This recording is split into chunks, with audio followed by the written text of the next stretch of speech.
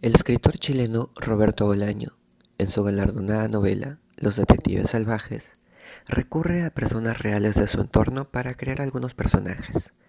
Es así que toma la figura del poeta homosexual mexicano Darío Galicia para crear al personaje de Ernesto San Epifanio, quien en la primera parte de la novela asegura la existencia de una literatura heterosexual, es decir, la novela, una literatura homosexual, es decir, la poesía, y una literatura bisexual, que es posiblemente el cuento. Entre la larga clasificación de los poetas, San Epifanio dice lo siguiente. Dentro del inmenso océano distinguía varias corrientes: maricones, mariquitas, locas, bujarrones, mariposas, ninfos y filenos. Las dos corrientes mayores, sin embargo, eran la de los maricones y la de los maricas. Walt Whitman, por ejemplo, era un poeta maricón, sin asomo de duda, y Octavio Paz, marica. Borges era fileno, es decir, de improviso podía ser maricón y de improviso simplemente asexual. Rubén Darío era una loca, de hecho, la reina y el paradigma de las locas.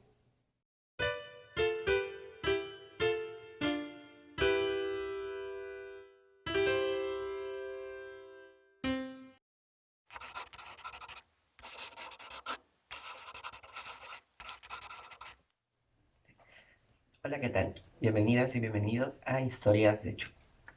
Como hemos visto en el video anterior, para denominarnos a nosotros como comunidad, utilizamos actualmente las siglas LGTBI+, sobre todo en este canal. Pero existen diferentes otras variantes. Ahora, ¿cuándo es que comienza a aparecer este tipo de denominación como comunidad y sobre todo utilizando estas siglas? Es a partir más o menos de las revueltas de Stonewall, que es una época de la cual hablaremos muchísimo más adelante. Ahora, pero si queremos hablar un poco más sobre cómo entonces se nos denominaba a nosotros, a nosotras, en la historia de la humanidad y sobre todo en nuestra lengua, o en la lengua que más utilizamos, que es el español, tenemos que hacer una búsqueda en libros, tanto de historia como de literatura, e ir rastreando un poco este tipo de denominaciones. Como vieron en el video introductorio, a pesar de tratarse de un autor chileno y nosotros al tratar de enmarcarnos en la literatura peruana, pues compartimos un idioma similar, que es el español. Y dentro de la lengua española hay diferentes términos que se han estado utilizando a lo largo de la historia. Para enumerar algunos de los términos que se han utilizado para denominarlos, podemos encontrar, por ejemplo, pederastas, sodomitas, pecadores, afeminados, ganímedes, invertidos, oscares, uranistas, maricas, maricones, mariquitas, pájaros, locas, putos, gays, queers, cabros, chivos, patos y un largo etcétera que ustedes conocen mejor que yo. Sin embargo, si hacemos un paréntesis y pensamos qué es lo que tienen en común, tanto en el origen, todas estas palabras, vamos a ver que hay dos grandes elementos. El primer elemento viene a ser el siguiente, y es que hay una mayor cantidad de denominaciones para la homosexualidad en varones que para referirnos a la homosexualidad en mujeres. Llámasele por machismo en el mismo idioma, como también por el machismo dentro de la misma cultura hispana o de la misma cultura occidental. Ahora, esto también lo podemos ver, por ejemplo, en el caso de la Biblia. Ciertos grupos religiosos conservadores normalmente citan los versículos de Levítico o de Corintios, en el que incluso podemos ver de que el tipo de pecado al que sí se trata de castigar o se trata de decir que está mal, por lo general siempre hace referencia a la relación entre dos varones y casi nunca se habla de relación entre dos mujeres. Por otro lado, la homosexualidad también se ha concebido a lo largo de toda esta historia como una especie de escala de color rosa en el que el hombre homosexual, el varón homosexual, avanza, o en este caso baja de nivel o de categoría hasta transformarse en una mujer.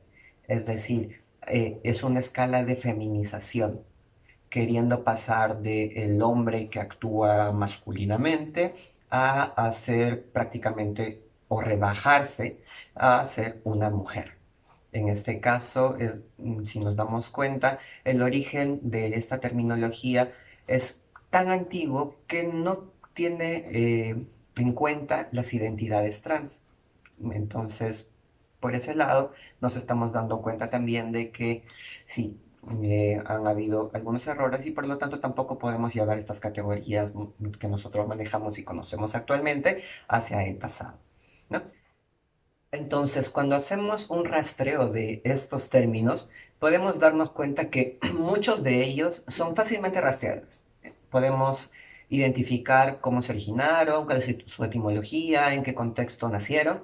Algunos otros son un tanto deducibles y otros cuantos sí nos presentan una mayor dificultad, porque se pierden en la nebulosa entre los dichos populares, entre, digamos, la mitología urbana, entre el mismo argot. Entonces, y que ya desde mi trabajo se me hace un poco más complicado hacer ese tipo de rastreo. Quizás una persona, un lingüista podría darnos a mayor detalle un mejor acercamiento. Pero entre los términos que más se utilizan podemos rescatar dos para referirnos sobre todo a las orientaciones sexuales. Y estamos hablando del término de marica, maricón, mariquita, y al de lesbiana. ¿Por qué tomo estos términos? Porque, bueno, son dos términos que se utilizan de forma más generalizada en todos los países de lengua hispana. Y lo otro es porque también para hacer este rastreo nos va a permitir ir un poco más a la antigüedad. Por ejemplo, si nosotros solamente pensamos en la historia de cómo es que llegó el término maricón, marica o el término lesbiana acá al Perú actual y cómo es que lo seguimos utilizando, tenemos que pensar primero de que antes de que nosotros viviéramos en una república del Perú, tenemos que recordar de que esta fue parte de una colonia del imperio hispano que se enmarcó dentro de lo que ahora podemos conocer como España y que pertenecía a la Europa medieval, una Europa que tuvo mucha influencia de dos culturas muy antiguas. Estamos hablando de la Grecia antigua y de la Roma antigua. Entonces, ya que hablamos de estas dos culturas, primero hay que tener en cuenta lo siguiente, y es que en esta época, las personas del diario, es decir, los griegos y los romanos de ese entonces, convivían en su día a día con el mito, con la religión y con toda esta idiosincrasia. Entonces, para ellos los dioses existían y se podían transformar en elementos vivos, en animales o en ciertos otros seres que podían identificar directamente en la naturaleza. Entonces, para ellos, si lo analizamos desde este entonces, podemos decir que vivían prácticamente sumergidos en una historia, en un mito, o quizás, jalando un poco más el término, dentro de una ficción. Entre estos primeros mitos podemos encontrar el mito de Jacinto. Jacinto era un príncipe espartano que más o menos los libros lo catalogan como uno de los hombres más bellos de la antigüedad y de quien estaban enamorados muchas personas, dioses y semidioses.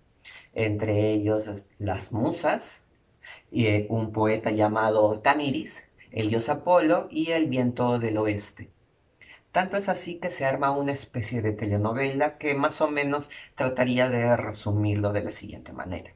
El poeta Tamiris trata de acercarse con ciertos favores en un inicio a este joven muy hermoso y él logra como que de cierta manera su cometido. Sin embargo, en este proceso es que el dios Apolo también se logra enamorar de este joven, de este príncipe.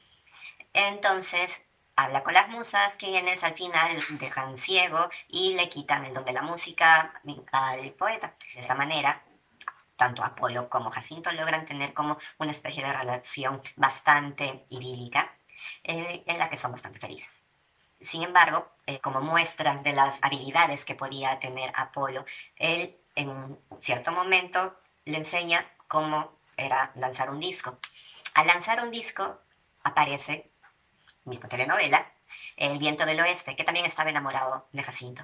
Y digamos, con el intento de querer hacer fallar al dios Apolo, lo que hace el viento es empujar con mayor, soplar con mayor fuerza al disco, sin darse cuenta de que Jacinto va detrás de él y el disco logra impactar en su cráneo, ocasionándole la muerte instantánea.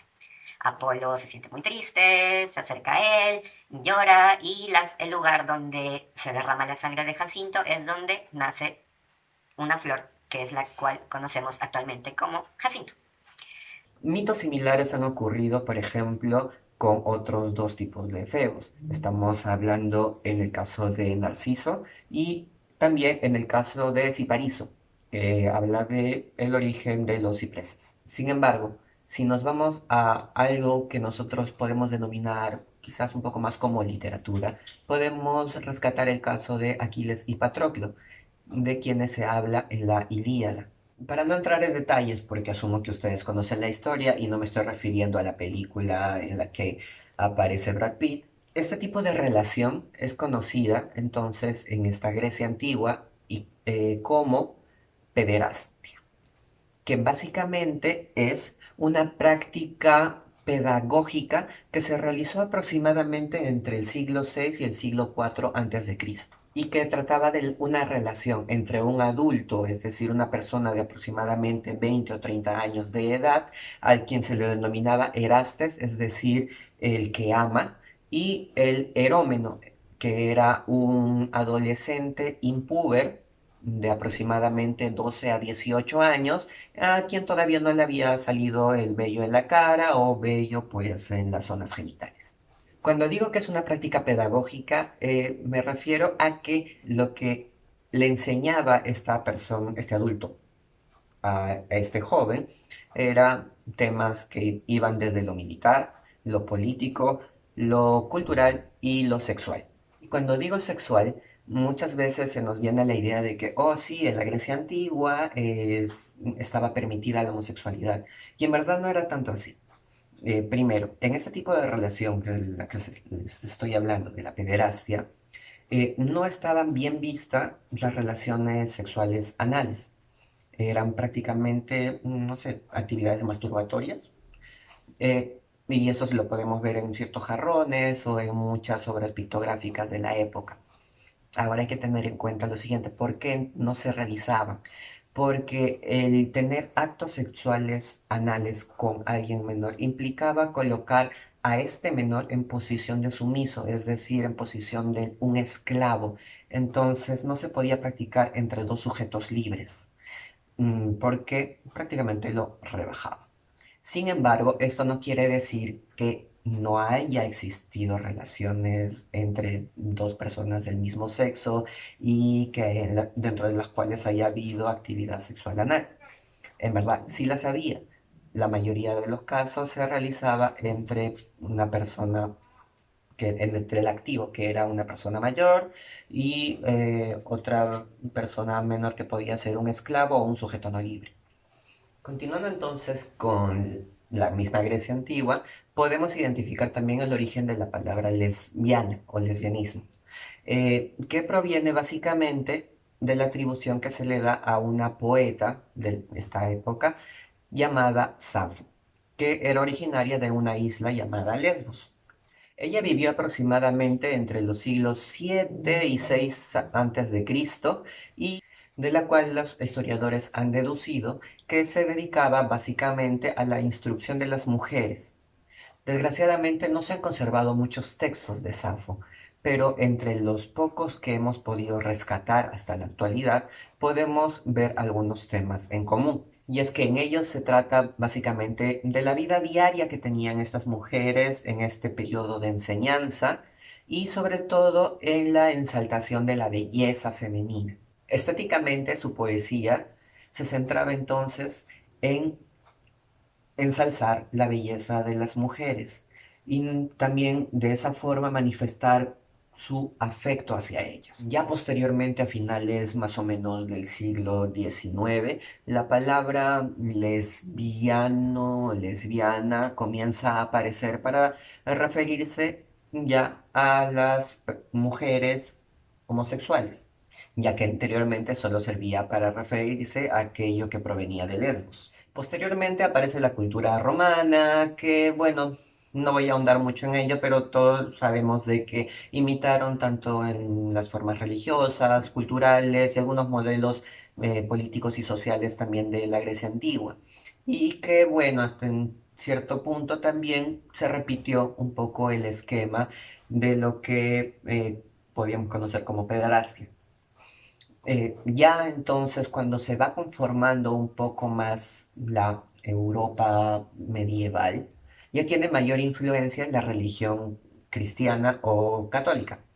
Y dentro de sus primeros relatos podemos encontrar el relato del castigo o la destrucción a las ciudades de Sodoma y Gomorra. Al respecto, diferentes teólogos tienen muchas interpretaciones y no se ponen de acuerdo, pero hay un grupo que tiene cierto consenso en que la posible destrucción de estas dos ciudades no se dio básicamente como castigo por las relaciones sexuales que había entre dos varones, o en el caso de este relato que aparece en la Biblia, por las relaciones sexuales no consentidas entre un hombre, entre los hombres y los ángeles, sino por una suma de diferentes pecados que se estaban cometiendo en estas dos ciudades.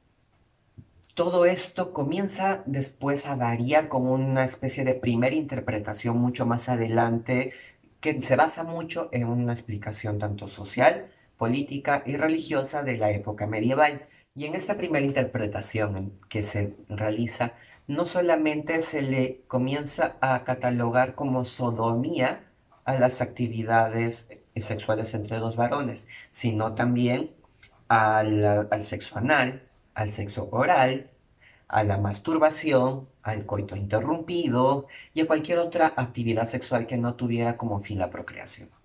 Es decir, amigos, amigas, hashtag todos somos sodomitas. Como podemos darnos cuenta entonces, estos actos sexuales entre varones o mujeres no eran necesariamente condenados. Es más, en los inicios de la religión católica podemos evidenciar e incluso que había una especie de matrimonio o de unión civil entre dos hombres llamado adelfopoiesis, en que sí tiene algo de similar a lo de la pederastía, en que, bueno, dos hombres, o no sé si también dos mujeres, se unían como una especie de hermandad, como si fuera una especie de pareja frente a los ojos de Dios. Sin embargo, no es hasta el más o menos alrededor del siglo X que la iglesia comienza a tomar cierto tipo de posición para castigar las actividades sexuales. Y básicamente lo hace por motivos militares, políticos, étnicos y sociales.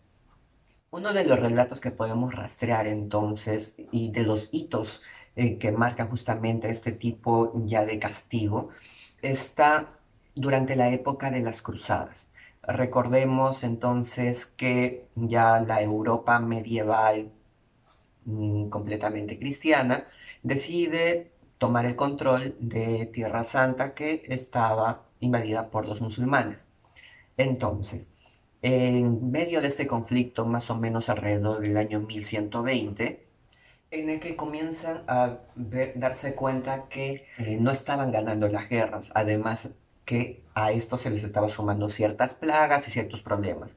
Recordemos entonces que estamos hablando de un episodio de guerras, entonces donde la figura femenina prácticamente era inexistente y donde las únicas mujeres pues eran las mujeres que estaban viviendo ahí, es decir, mujeres, llamémosle judías o musulmanas, con quienes podían haber tenido algún tipo de relaciones sexuales, pero que al tener ese tipo de acercamiento también era mal visto. Por lo tanto, por una cuestión como que religiosa y no meterse con alguien profano, pues preferían meterse con otros varones. Frente a este tipo de cúmulos de plagas y de problemas, los cruzados deciden llamar al concilio de Naplusa, en lo que actualmente es Palestina. En este concilio deciden entonces sancionar las actividades sexuales entre hombres, básicamente porque los atribuían a que Dios los estaba castigando porque estaban cometiendo las mismas actividades que realizaban los musulmanes, porque también, sí, en el imperio musulmán había cierto tipo de actividades sexuales también entre hombres, ¿no? Y que por ese motivo Dios no les dejaba ganar la Tierra Santa. Los tipos de castigos iban desde daños meramente físicos, hasta, decir, golpes, hasta posiblemente quemarlos. Pero este concilio fue algo extraordinario. Ya más o menos en 1179, el Papa Alejandro III decide llamar a un, digamos, verdadero concilio, que lleva el nombre de Concilio Lateranense III. Y otra vez se volvió al mismo discurso de que se estaba recurriendo a las prácticas similares a la de los judíos o la de los musulmanes que estaban contaminando de pecado a la sociedad cristiana de esta época. Y por primera vez se crea una especie de normativa que también desde el mismo centro de la iglesia comienza a castigar de cierta manera las actividades sexuales, tanto de la población civil como de los clérigos. Porque sí, los sacerdotes tenían esposas, tenían relaciones sexuales, tenían hijos, tenían relaciones entre ellos en los monasterios, etc. Por ejemplo, ¿qué es lo que sucedía? Si eran dos clérigos a los que se les encontraba cometiendo este acto de sodomía, básicamente lo que se les hacía era separarlos, sacarlos del monasterio y mandarlos a otro tipo de monasterio. Y en el caso de ser personas laicas, digamos que eran un poquito más severos. Debían ser excomulgados, uno, y lo otro apartado del resto de los fieles. Entonces nos estamos dando cuenta que había una especie de muerte social hacia este tipo de personas y que era catalogado básicamente como herejía. Ahora, me detengo acá un momento porque hay una cuestión lingüística anecdótica y es que en esta época a la herejía comienza a denominarse en diferentes partes de la Europa medieval, de acuerdo al idioma que se estaba utilizando, con los siguientes términos. En alemán le decían Ketzer, en francés le decían Bougre y en inglés le decían Bouger, y que es más o menos similar al término de bujarrón que se utilizaba en español y que en cierto momento se utilizó también como sinónimo de maricón.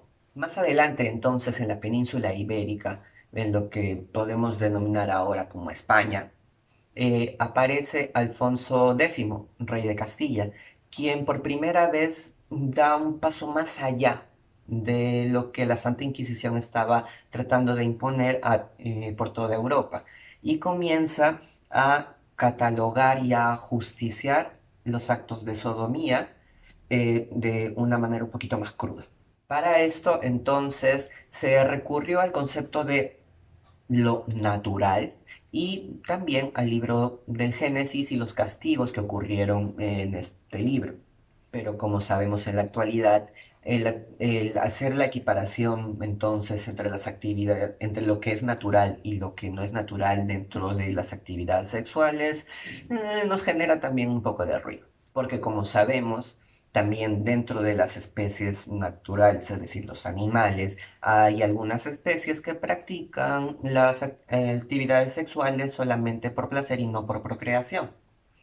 Entonces, sí, la masturbación también era considerada sodomía. Otra vez, hashtag, todos somos sodomitas. Y en segundo lugar, porque diversos estudios han evidenciado de que muchas especies animales también forman parejas del mismo sexo. Entonces, si vamos a recurrir a ese viejo dogma de decir de que esto es natural o antinatural, estamos cayendo en un gran error. Con el paso de los años, entonces, en este mismo espacio, es decir, en la península ibérica, comenzaron a aparecer diferentes edictos y diferentes formas de castigo también contra las poblaciones o contra las personas que cometían actos sexuales con las personas de su mismo sexo. Y esto se debe un poquito tal vez a la influencia visigoda que tenían los que ahora conocemos como españoles. Pero muchas veces estas acusaciones no tenía un origen en la actividad sexual, sino que también se utilizaba como una especie de coartada para desprestigiar a una persona o a dos personas o a un grupo de personas. Uno de los datos más anecdóticos, por ejemplo, es la de el rey Enrique IV de Castilla, quien es el hermanastro de Isabel, la futura reina católica. Enrique tuvo problemas para dejar descendencia.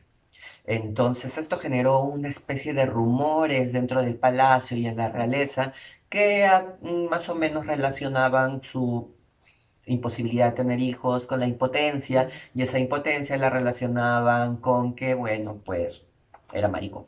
Entonces, entre tantos juegos políticos que hubo para después posicionar a Isabel como reina, podemos ver de que hubo bastante cuchicheo y que terminó al final por derrocarlo de la corona bajo el grito de "a tierra puto", básicamente para desprestigiarlo tanto por impotente, por bujarrón, por maricón, por sodomita. Ya con el reinado de los reyes católicos aparece por primera vez escrito el término de pecado nefando. Porque sí, dentro de la moral de ese entonces, como que no querían hablar de, uy, sodomía, uy, maricones. Entonces utilizaban este tipo de término para referirse y darle como que también una atribución un poco más divina. Entonces, con este tipo de mirada hacia los hombres que tenían sexo entre ellos y a este término de maricón, de puto o de bujarrón, es que da por inicio las incursiones hacia el continente americano. Nos damos cuenta de que sí, el término más utilizado en ese entonces era el de ¡Marica! ¡Marica! ¡Marica! ¡Marica! y que básicamente tiene un origen muy claro, y es que era la forma cariñosa en la que se referían a las mujeres que se llamaba María. Es decir, se estaba igualando a un hombre que entendemos ahora como homosexual con una mujer. Tanto desde los estereotipos negativos que existían en ese entonces, desde el machismo, como el mismo deseo de querer transformarse o querer convertirse en una mujer. Ahora, hay que tener en cuenta que este término no se refería simplemente a los hombres que tenían actividades sexuales con otros hombres, sino se refería también a aquellos hombres, digamos, que actuaban de una forma un poco más afeminada o aquellos que no cortejaban de la manera adecuada como se establecían las normas de esa época o cómo debían comportarse los hombres en esa época. Entonces, bajo ese tipo de términos, el primer registro que podemos encontrar en algunos libros en la España de ese entonces, lo encontramos bajo el término de maricón. Y es más o menos del año 1517 en la comedia Serafina de Bartolomé Torres Najar. Entonces, durante esa época se utilizaba el término maricón como una forma también de referirse a que sí, este hombre homosexual era como que una María cualquiera y que sí se utilizaba como para rebajarlo y que, bueno, posteriormente con el pasar de los años y de los siglos, también se le fue atribuyendo los estereotipos negativos propios del machismo hasta incluso atribuirle ese carácter de cobarde que es más o menos como se le entiende también ahora. Mientras si se querían referir a un hombre que cometía actos sexuales con otro hombre, utilizaban el término de puto. Ya perdí todas las esperanzas de que me vayan a monetizar alguna vez estos videos. Recapitulando, nos damos cuenta de que cómo es que se conceptualizaba el término maricón, marica, y bueno, no sabemos muy bien cómo se originó el término de mariquita, porque también sabemos que se refiere al animalito, ¿verdad? Pero este término, estos dos términos iniciales son los que se conocieron en pleno apogeo de la España de ese entonces y que fueron introducidos en los tres famosos barcos que ya conocemos, con Colón y con toda la invasión que se realizó al continente americano. Antes de hablar de esto, entonces tenemos que tener en cuenta un término, lo homosocial. Y es que este término se refiere básicamente a los espacios en los cuales se encuentran personas del mismo sexo y en el que se realiza cierto tipo de actividades que pueden ser afectivas o sexuales entre ellos, ¿no? Entre hombres y hombres o entre mujeres y mujeres. Entonces, si pensamos en los primeros barcos que llegaron a nuestro continente, podemos recordar que no demoraban, no sé, unos 12 horas o unos días, sino demoraban meses en llegar. Durante estos meses podemos ver entonces de que dentro de este espacio básicamente solo se tenían hombres, hombres en pleno alta mar, produciendo bastante testosterona mientras trataban de remar los barcos, eh, y que entre tantos días sin poder tener algún contacto con alguna mujer, pues se formaba este entorno homosocial en el cual sí hay muchos registros de los cuales se tiene en que ellos tenían actividades sexuales entre ellos. Entonces, sí, la invasión a América, entre muchas de las personas que llegaron, se dio también por un cierto grupo de maricones. Y es que algo similar sucedía, por ejemplo, en el caso de los piratas. Y que, bueno, para ya no andar mucho en este tema y para no hacer más largo el video, les voy a dejar el enlace con un arqueólogo que se llama Puto Miquel, a quien pueden ver y les puede dar una mayor explicación sobre esa parte de la historia. Pero que hay que tener en cuenta que lo mismo que sucede en los piratas que él retrata, también sucedía en los barcos que tenían excursiones hacia el continente americano. Entonces, como podemos ver, sí, el término maricón tiene toda esta larga historia, ¿no? Y que, como podemos ver también, hace referencia a un concepto bastante machista en que se le da la acepción de parecerse a la mujer, denigrándola también a ella y también de alguna manera invisibilizando a la población trans. Y por otro lado, también está bueno conocer un poco de esta parte de la historia porque este término vamos a ver en el siguiente video cómo es que desde esa mirada comienza a mirarse también a nosotros o a la población que habitaba en este lado del continente y que incluso ese tipo de percepción, ese tipo de ideas un tanto arcaicas, todavía permanecen en un grupo muy grande de la población. Sin embargo, también es bueno que nosotros podamos tomar estos términos y reapropiarnos de ellos, porque si bien tienen un origen un tanto peyorativo, digamos, con tinte de discriminación, está bueno tomarlos y darles la vuelta. Eh, sí, darles la vuelta. Para reivindicarlo como un símbolo de nuestra existencia. Y lo otro es también para no permitir de que se siga utilizando de esa forma. Recuerdan que el video anterior hablaba de que no hay un lenguaje ingenuo. Entonces nos estamos dando cuenta de que sí. Todas estas palabras tienen toda una larga historia.